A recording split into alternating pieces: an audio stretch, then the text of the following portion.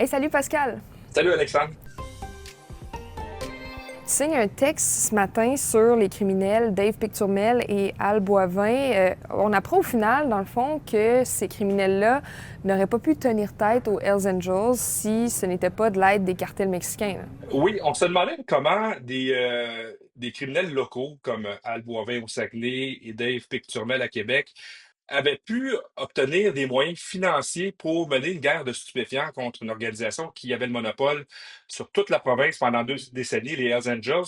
Et ce que nous apprend la Sûreté du Québec et le SPVM par le biais de leurs hauts responsables en crime organisé, c'est que les cartels mexicains ont changé leur modèle d'affaires, c'est-à-dire qu'ils ont brisé l'exclusivité aux moteurs criminels et à la mafia sicilienne au Québec pour ouvrir le marché de l'importation à tout le monde, c'est-à-dire tous ceux qui ont les moyens de leur remplir les poches. L'objectif, c'est de démocratiser, selon les dires de la Sûreté du Québec, l'importation de cocaïne en voulant desservir le plus de clients, même les plus petits, et le faire à grand volume pour faire encore plus d'argent. Hey, merci Pascal. Ça m'a fait plaisir. Maintenant, on poursuit en parlant des services d'aide pour les demandeurs d'asile parce que ces services seront abandonnés dans la région d'ici la fin de l'été. En fait, le gouvernement met fin à un projet pilote lancé en 2023 qui permettait aux demandeurs d'asile d'obtenir des services de santé à l'hôpital Jeffrey Hill, des services d'aide à l'emploi, de l'hébergement et des cours de français. Il y a une douzaine de postes à temps plein d'infirmières et de travailleuses sociales qui seront touchés.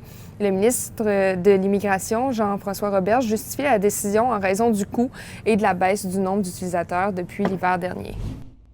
Et maintenant, en terminant, Philippe nous parle du manque de couverture cellulaire dans certaines régions.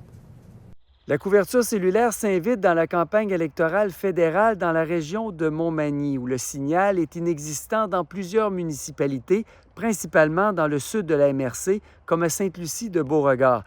Des élus réclament plus de tours et un meilleur partage de ces tours entre les compagnies de télécommunications.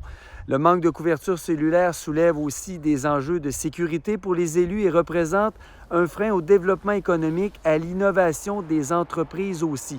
Il y a plusieurs municipalités qui ont d'ailleurs perdu plusieurs commerces de proximité depuis quelques années.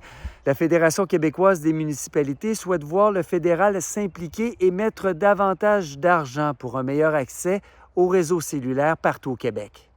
Merci Philippe. Bon week-end tout le monde.